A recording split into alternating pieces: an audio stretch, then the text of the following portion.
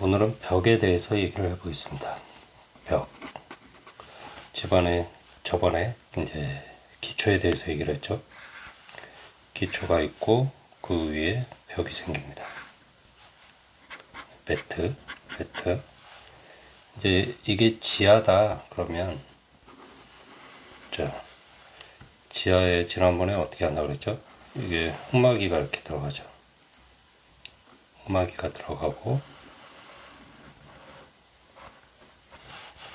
그리고 차수를 한다 그랬습니다. 차수 이렇게 해서 이렇게 된다 그랬죠. 이렇게. 그래서 차수를 하면 이게 구근을 형성을 해가지고 차수가 됩니다. 그래서 이 차수의 방식도 여러 가지가 있는데 보통은 LW 차수를 한다고 봅니다. LW 그라우팅을 합니다. LW 그라우팅. 네. 그리고 이 보통은 이렇게 하면 이 토심이라는 게 점점 커진다고 보고 이 흙막이 구조물은 구조가 아닙니다. 그래서 토심이 내려갈수록 점점 흙의 압력이 커지기 때문에 토압이 커지기 때문에 점점 늘어납니다. 힘이 여기는 이만큼, 여기는 이만큼, 여기는 이만큼. 그러면 이 벽체 두께도 이렇게 달라집니다. 이렇게.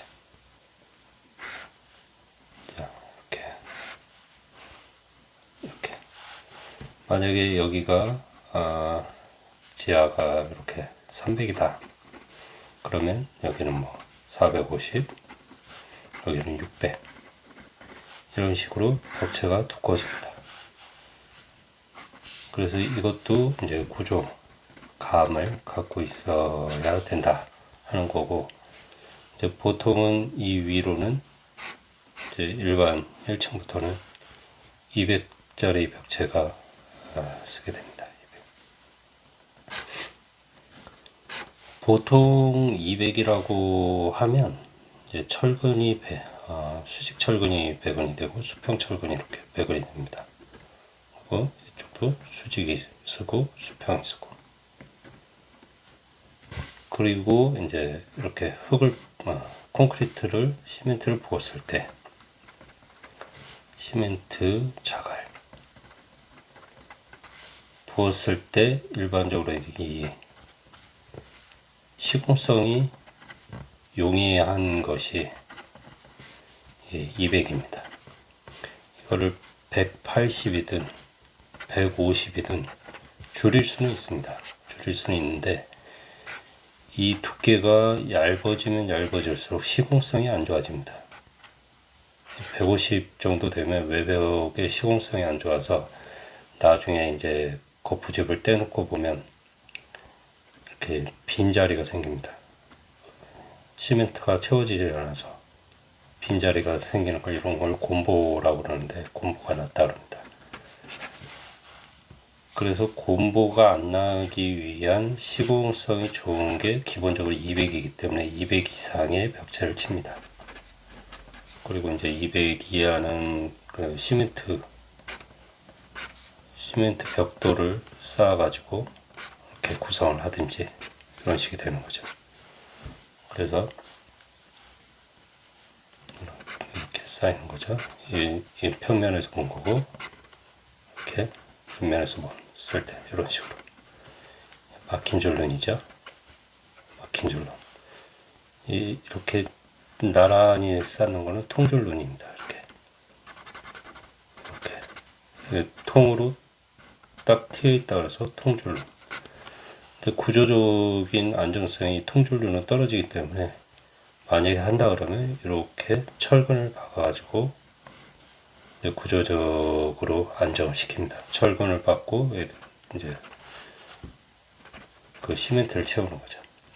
그래서 요즘에는 통줄눈도 디자인 요소로 해가지고 많이 쓰는데, 디자인 요소로 많이 쓰지만 이제 구조적인 안정성, 막힌 줄눈이 좋다. 좋다 하는 걸 알아두시면 되고요. 그리고 이제 이 벽의 역할은 어떤 거를 분리를 하는 거죠. 그래서 벽이 있으면 막혀 있죠. 막힌 걸 열어주는 게 창입니다. 창과 문.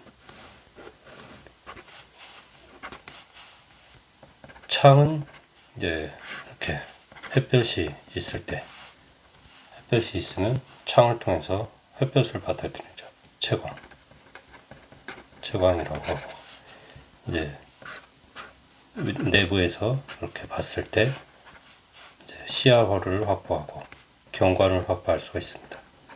그래서 내부에서 보는 것도 중요하고, 그래서 이렇게 창을 만들어주고, 창은 이 벽보다는 에너지 효율이 좋지 않습니다. 떨어집니다. 그래서 요즘에는 창이 점점 두꺼워지는 추세인데, 예전에는 T5나 T6짜리, 그러니까 6mm나 5mm짜리 그 유리를 써가지고 이제 이중 창을 하곤 했습니다. 하지만 요즘에는 이게 22mm 복층 유리를 써가지고 이중창을 만들거나 T24 이상을 써서 뭐 시스템 창호를 하거나 뭐 이렇게 구성을 합니다. 그래서 에너지 효율이 낮은 거를 이제 커버를 하는 거죠. 하지만 이제 어쨌든 창이 많아지면 건축물이 비싸진다. 물론 이제 마감을 비싼 걸 써가지고 유리보다 더 비쌀 수도 있지만 보통은 창이 더 비싸다. 그래서 창을 많이 내면 개방감이 좋아지고, 개방감이나 채광이 좋아지지만 공사비가 비싸지고 단열 효율이 떨어진다. 그래서 안 좋은 부분이 있습니다. 그래서 너무 많은 창을 내는 거는 좀 문제가 있고요. 이제 적당히 이제 개방감, 채광을 확보하면서 공사비와 단열을 생각하는 것이 중요합니다. 그리고 이제 문이 있는데, 문은 이제 통행을 위한 거죠. 문이 이제 유리문이 있을 수도 있고, 이제 나무 문이 있을 수도 있고, 철제 문이 있을 수도 있습니다. 그리고 방화문이 있을 수도 있고요. 그래서 문에 의해서 이 구획을 한다. 그래서 보통 보면 이제 그 다용도실이나 도실, 세탁실에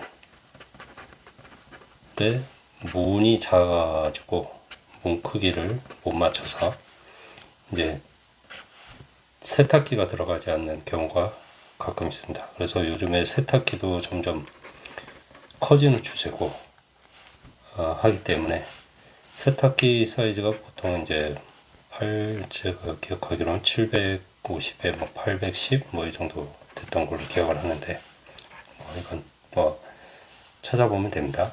하지만 이 정도 됩니다. 그래서 이 세탁기를 넣으려면 보통 이제 요 부분에 손잡이가 있죠. 이렇게 손잡이를 들고 이렇게 사람이 이렇게 들어갑니다. 양쪽에서. 그러려면 이 폭이 최소한 810 정도, 850 정도는 나와줘야 이제 세탁기를 통과해서 문이 있을 때 이렇게 열립니다. 문이 있을 때 세탁기를 들고 이렇게 통과를 할 수가 있습니다. 이렇게.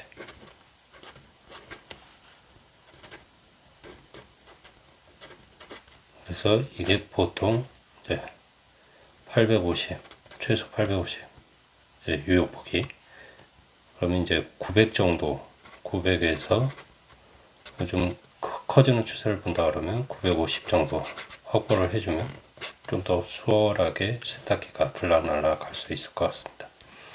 그래서 이런 거기에 들어가는 그 기기들을 확인하는 것도 굉장히 설계에서는 중요하다. 그리고 기기들이 점점 커지는 추세도 반영을 해 놓는 것이 좋겠다. 이런 말씀을 드리고 싶습니다.